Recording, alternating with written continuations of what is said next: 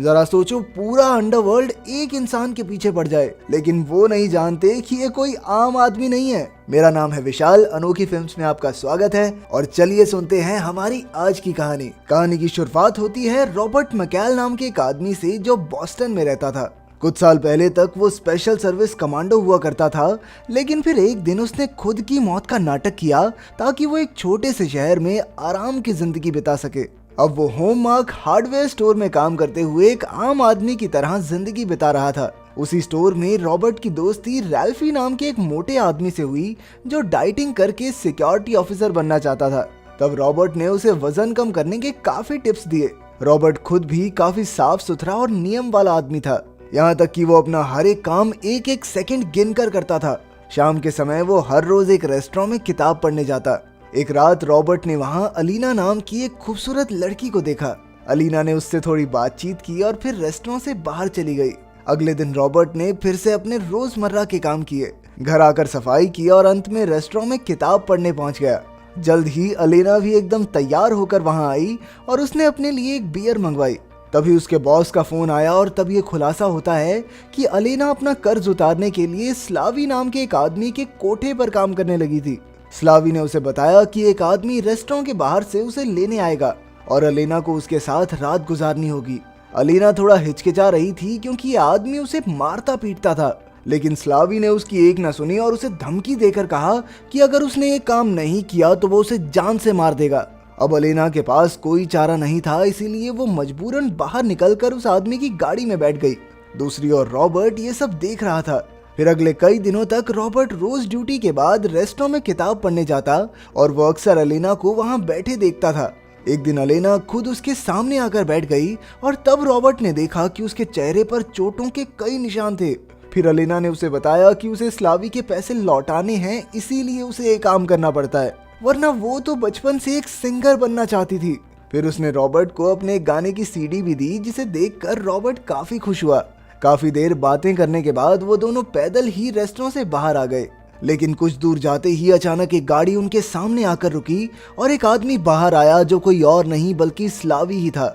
वो बड़ी बेरहमी से अलीना को पीटने लगा क्योंकि पिछली रात एक ग्राहक ने उसकी कंप्लेन की थी।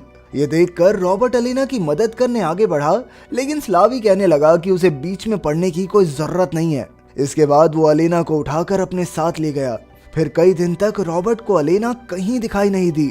आखिरकार एक दिन रेस्टोरेंट के मालिक ने उसे बताया कि अलीना को बहुत बुरी तरह पीटा गया था, इसीलिए अब वो हॉस्पिटल में भर्ती है। ये सुनकर रॉबर्ट तुरंत हॉस्पिटल पहुंचा और उसने देखा कि अलीना की हालत काफी नाजुक थी। तब अलीना की दोस्त मैंडी ने उसे बताया कि अलीना ने स्लावी की गुलामी करने से इनकार कर दिया था, इसीलिए स्लावी ने उसकी ये हालत कर दी। ये सुनकर रॉबर्ट को उसके लिए बहुत बुरा लगा और उसने अलीना की मदद करने का फैसला किया। इसके बाद हम स्लावी को देखते हैं जो अपने आलीशान ऑफिस में आकर लोगों से पैसे वसूल रहा था। कुछ ही देर में रॉबर्ट वहां आया और उसने स्लावी को कुछ पैसे देकर बदले में अलीना की आजादी की मांग की, लेकिन स्लावी ने इससे साफ इनकार कर दिया क्योंकि अलीना से काम करवा कर वो लाखों डॉलर छाप रहा था। स्लावी का जवाब सुनकर रॉबर्ट चुपचाप पैसे उठाकर बाहर की ओर चल पड़ा, लेकिन वो ऑफिस से बाहर नहीं निकला, बल्कि उसने दरवाजा बंद किया और फिर स्लावी और उसके आदमियों की तरफ मुड़ गया। उसने चारों ओर नजर दौड़ाकर हिसाब लगाया कि इस कमरे में मौजूद सभी लोगों को मारने में उसे कुल 16 सेकंड का वक्त लगेगा। फिर रॉबर्ट ने एक एक करके बड़ी बेरहमी से सभी गुंडों को मौत के घाट उतार दिया। अंत में स्लावी की बारी थी और वो गिड़गिड़ाता हुआ रॉबर्ट से अपनी जान की भीख मांगने लगा, लेकिन अब बहुत देर हो चुकी थी।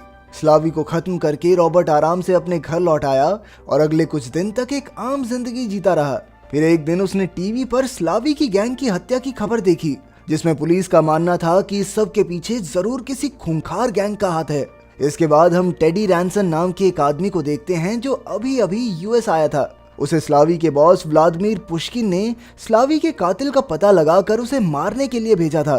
टेडी खुद पहले पुलिस की स्पेशल फोर्सेस में था, इसीलिए वो स्लावी के ऑफिस की हालत देखते ही समझ गया कि ये किसी आम आदमी का काम नहीं है। ये सब किसी ऐसे आदमी ने किया है जिसे इंसानी शरीर को जल्द से जल्द मारने की ट्रेनिंग मिली हो। उधर रॉबर्ट अपने दोस्त रैल्फी से मिला तो पता चला कि रैल्फी नौकरी छोड़ रहा था।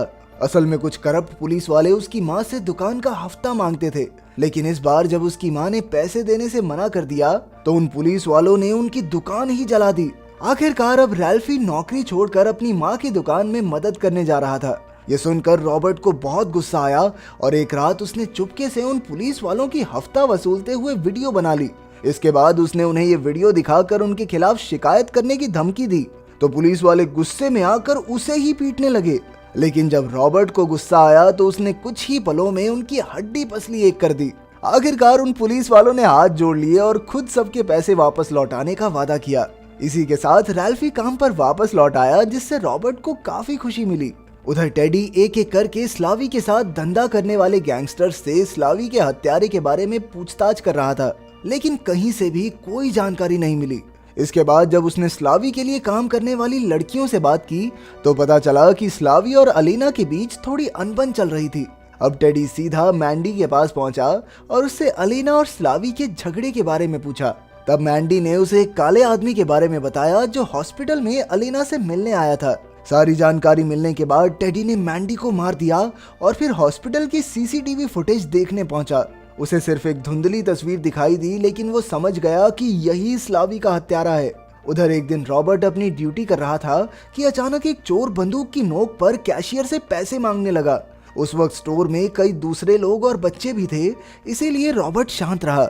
मौके का फायदा उठाकर चोर सारा पैसा और कैशियर की अंगूठी तक लूटकर भाग निकला, लेकिन रॉबर्ट ने तुरंत उसकी गाड़ी का नंबर याद कर लिया। फिर अगले दिन उस कैशियर ने देखा कि जो अंगूठी कल चोरी हुई थी वो आज वापस से लॉकर में पड़ी थी। वहीं हम देखते हैं कि रॉबर्ट अपना हथौड़ा साफ करके वापस रख रहा था, जिसकी मदद से उसने कल चोर को सबक सिखाया था। खैर फिर रात को अचानक टेडी एक पुलिस वाले के भेस में रॉबर्ट के घर आ पहुंचा।